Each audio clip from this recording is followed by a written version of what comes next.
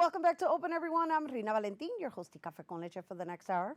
Always inviting you to get social with us online, that is. Tweet us and follow us on Instagram at BronxNet TV or like us on Facebook at Open BronxNet Television. And of course, don't forget, while you're there, follow moi on Twitter, Instagram, FB, Insta Stories, LinkedIn, Snapchat at Rhina Valentin. All right, Concrete Jungle is educating the community on environmental sustainability, urban agriculture, and wellness. The goal is to create a healthy ecosystem in the Bronx that will also assist with providing access to fresh produce and much more. So joining us to share more on the upcoming petition party and pop-up floral installation, we welcome Concrete Jungle co-founder Chelsea Matias. Hello. Hello. And welcome. Thank you. It's great to be here. Thank you for having me. Congratulations on taking this on. It's a lot of work, but we're here. It's tomorrow. I'm ready. We're all ready, and we're ready to show the Bronx that we're here, and we've got your back. So let's give them a little background on Concrete Jungle, because we've had somebody from Concrete Jungle from East Harlem on the show, and so now this is Concrete Jungle in the Bronx. So just give everybody a little background on this, I guess, newfound initiative here in the Bronx and the purpose it serves, and what inspired you to take it on? So it's myself and two other people, Jasmine and Chris, who came together. We are young folks in the Bronx who were born and raised and have lived so many years without the access to fresh produce. Within the last coming years, especially with La Finca del Sur and other beautiful gardens in the Bronx, they have definitely sparked something in us that was like, okay, we need to start a movement. We need to make this happen faster. We need to give everyone accessible food, also accessible education to be able to be self-sustaining and for us to be able to live longer and to live the fullest of our life. I love that you guys have taken this on. You're the next generation, even though I live in denial. Yes, I always say it. I say it every single time. But it's beautiful to see you guys motivated to be that for the next generation as well. Because one of the things about eating healthy and living that lifestyle is the cost. And so the beauty of teaching people how to just be self-sustainable is a really important factor, I mean a crucial factor, in just kind of transforming people's way of thinking. So talk a little bit about your process. So our process right now has been a petition. So our petition is just to raise awareness on just asking the communities that reside in the Bronx, hey, let's come together to create a movement.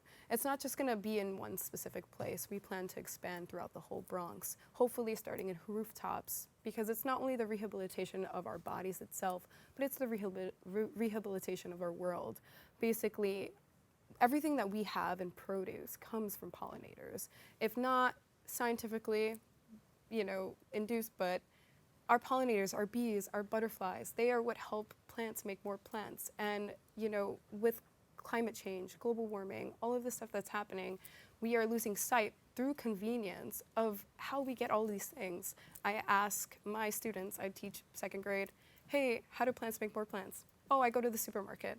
No, actually, there's a whole process that we need to just kind of push on our community to make it our own responsibility to create more, so that if any other thing happens, natural disasters and so forth, heaven forbid, we are able to pick ourselves up and start again. Right, and learn the craftswomanship, we'll say, of agriculture. Exactly. Right, and so the other part is these these greening rooftops, right? Because I recall you mentioning something along the lines of possibly creating rooftop greenhouses, right? And so that's also, it benefits the Bronx on multiple levels, not just for food, but for breathing as well. So let's talk a little bit about how you're moving that along. So we were hoping to partner up with some schools that would start off with giving us the space to also begin our gardens, but have a partnership with the school with having them learn how to grow, how to beekeep, how to harvest, and how to prepare their own foods and hopefully give out to the community. It's not an easy process just because of infrastructure processes, but within the Board of Education. exactly. Right. And so, but you can implement like after school programs or Exactly. things of that nature. But first we got to start with the program actually being initiated, right? And Exactly. so you have this event that's taking place. What's going to occur at this event? So many beautiful things. There are local folks in the community who also use practices of remediation with plants for body wellness. So we have a lot of folks who are there who make food, who create skincare, who make clothes, who make beautiful jewelry just from nature itself. And also we have a pop-up art installation from one of our very own co-founders, Chris. It sounds like it's going to be like a festival Yeah. and education at the same time. So that's what we refer to as edutainment. However, there's the naturalism factor that is the motivator behind putting this event together. And so what time does it start? What time does it end? And how is it that people are going to experience this? So it's from 4 to 8 at Wallworks in Bruckner Boulevard. So it will begin very soon and possibly a little bit over 8. We'll have lots of music. We have drink tickets, we have food tickets, and we have raffles for a lot of the installation and other art pieces from the Bronx. And the installations are going to be live flowers? No, they're not going to be live flowers, but we will have live flowers there that Okay. we will be able to plant. So we will have a station where you can come either bring your own bowl or bring your own pottery to come plant your own plants and take it home with you. And then you're going to have artisans who are selling stuff that is made from nature. And what else? So it would be skincare products, it would be food made locally, it would be music made from local artists, Right. Local jewelry.